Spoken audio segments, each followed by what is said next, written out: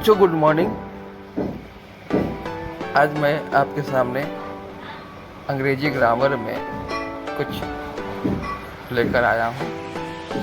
आप लोग इसे सुने, सीखें, समझें और अपने कॉपी में नोट कर लें।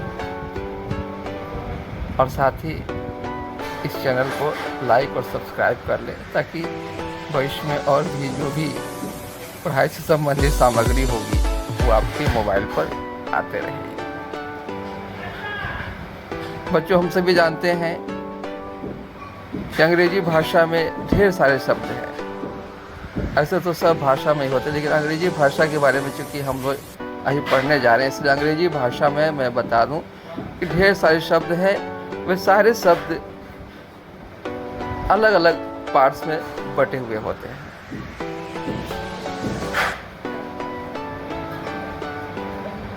अब जैसे आप उदाहरण के लिए लेते हैं कि राम इट्स अ मैंगो। इसमें राम, इट्स और मैंगो ये 4 तरह के शब्द आ रहे हैं, लेकिन चारों अलग अलग तरह के शब्द हैं। राम कुछ अलग भाव प्रकट करता है, इट कुछ अलग चीज़ शो करता है, मैंगो भी कुछ अलग भाव प्रकट करता है। तो हम देखते हैं कि ये 3 शब्दों में कहीं सिमिलरिटी नहीं है और ऐसे ढेर सारे शब्द हैं। इस यही कारण है कि अंग्रेजी के इन शब्दों को अलग अलग भागों में बांटा गया है, जिन्हें पार्ट्स ऑफ स्पीच कहा जाता है। अगर इसको हम लोग परिभाषा के रूप में कहें तो यह इस प्रकार होगा। अंग्रेजी के सभी शब्दों को उनके कार्य के अनुसार अलग अलग भागों में बांटा गया है। ये कुल भाग 8 है और यही सम्मिलित रूप से पार्ट्स ऑफ स्पीच कहे जाते हैं। All words of English language are divided into 8 parts according to their function in English grammar. They are called parts of speech. तो इस तरह हम लोग समझे कि पार्ट्स ऑफ स्पीच अंग्रेजी के सभी शब्द हैं और ये कुल 8 हैं। ये 8 पार्ट्स ऑफ स्पीच हैं: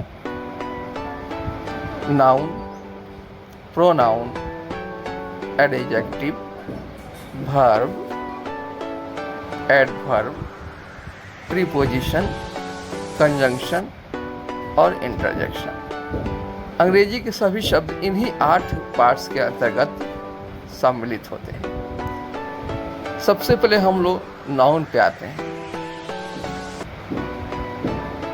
हमारे आसपास जो भी नाम हैं, चाहे वो व्यक्ति के नाम हो, चाहे जानवर के नाम हो, चाहे भाषा के नाम हो, चाहे नदियों के नाम हो, कलम, कॉपी, किताब, पहाड़, पर्वत, ये जितने भी नाम हैं सब नाउन के अंतर्गत आते हैं। अर्थात हम ये भी कह सकते हैं कि व्यक्ति, स्थान या वस्तु के नाम को हम नाउन कहेंगे, या जितने भी नाम वाले शब्द हैं वे सब नाउन होते हैं। A noun is a naming word, or in other words we can say that a noun is the words of a person, place, animal or thing. Example में आप लोग जितने भी नाम हैं वो सब कर सकते हैं। उदाहरण के लिए मैं बता सकता हूँ, जैसे राम, पटना, गया, कलम, pen, river, boy, girl, etc. ये सब नाउन में है। इसके बाद आता है प्रोनाउन। तो अगर हम देखते हैं कि एक वाक्य जब लेते हैं तो एक नाम प्रयोग होता है, जिससे राम आम खाता है। दूसरे वाक्य में राम के बदले हम लोग वह लगा देते हैं या कहीं यह लगाते हैं, तुम लगाते हैं। तो ये जो नाउन के बदले जो शब्द आता है यह प्रोनाउन होता है। तो राम के बदले वह आया या ही आया तो यह प्रोनाउन हुआ। इसको हम दूसरे शब्दों में कहें कि संज्ञा के बदले प्रयुक्त होने वाला शब्द प्रोनाउन कहलाता है। A pronoun is a word which is used in place of a noun. Example में he, she, it, they, you, etc. इसके बाद हम आते हैं एडजेक्टिव। एडजेक्टिव जिसे हिंदी में विशेषण भी कहते हैं, यह संज्ञा या सर्वनाम के गुण और दोष दोनों को बतलाता है। अर्थात अगर कोई किसी संज्ञा या सर्वनाम में कोई गुण हो तो उसको भी एडजेक्टिव बताता है, कोई बुराई हो उसको भी एडजेक्टिव बताता है। अर्थात हम यह कह सकते हैं कि संज्ञा और सर्वनाम की अच्छाई और बुराई या गुण या दोष को प्रकट करने वाला शब्द एडजेक्टिव होता है। In English we can say that an adjective is a word which qualifies a noun or pronoun. Example: good, bad, tall, beautiful, handsome, ugly, etc. यानी जो भी गुण या दोष बताने वाले शब्द होंगे वे सभी एडजेक्टिव के अंतर्गत ही आएंगे।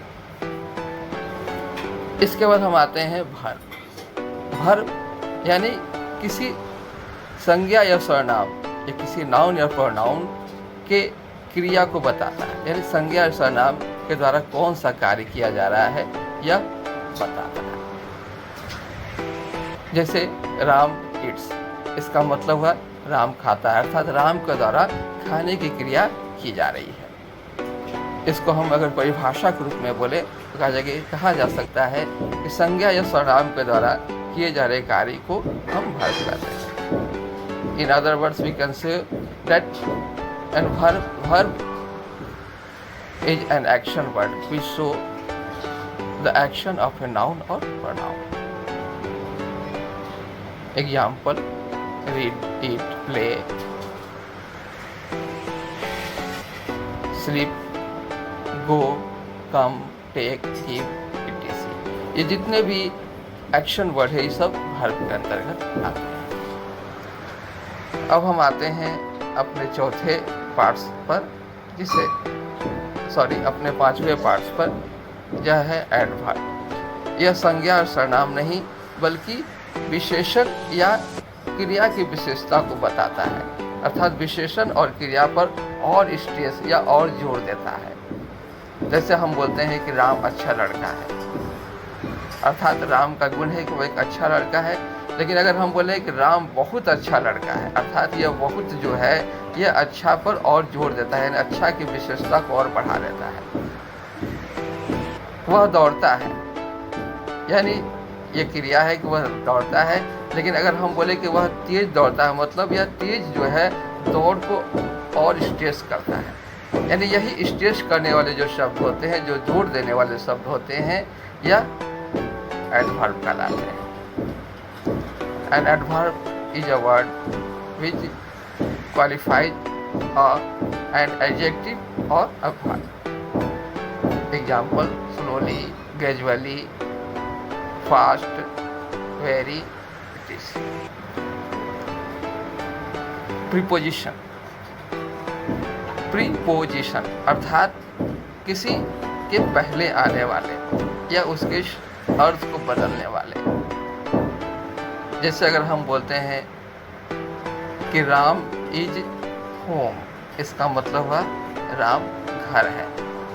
लेकिन अगर हम यही बोले राम इज एट होम, तो इसका एक अर्थ निकलता है कि राम घर में है। ये एट क्या हुआ, यह एट होम के पहले लगा और उसका संबंध राम के साथ जोड़ दिया और एक वाक्य को एक अर्थ प्रदान किया। यही प्रीपोजिशन होता है। प्रीपोजिशन का मतलब हुआ जो संज्ञा या सर्वनाम के पहले लगे और वाक्य के अन्य शब्दों से उसके संबंध को प्रकट करे, वह प्रीपोजिशन होता है। ए preposition is a word which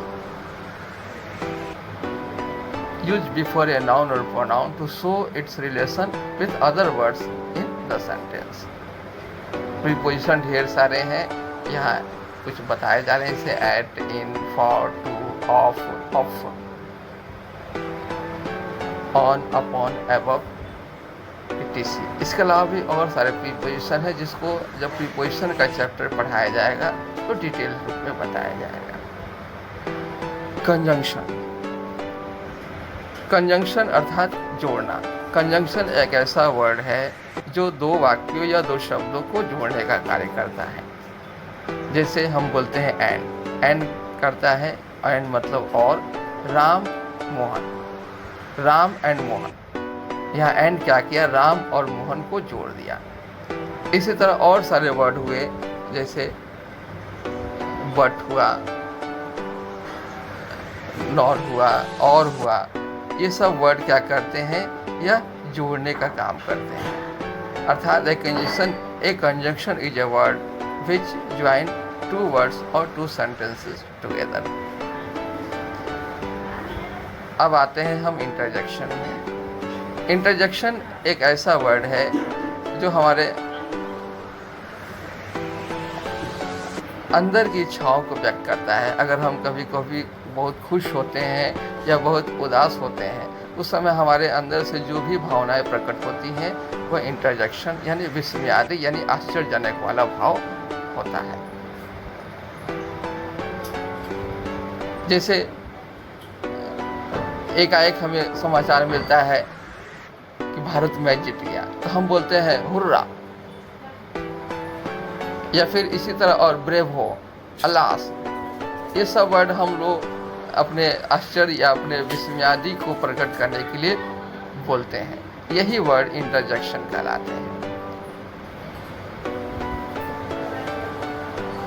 बच्चों, इस तरह हमने पार्ट्स ऑफ स्पीच के बारे में पढ़ा। मुझे आशा है आप इसे पढ़ेंगे और इसका एक नोट्स बना लेंगे, और फिर जो भी दिक्कत होगी आप कमेंट के रूप में लिखें।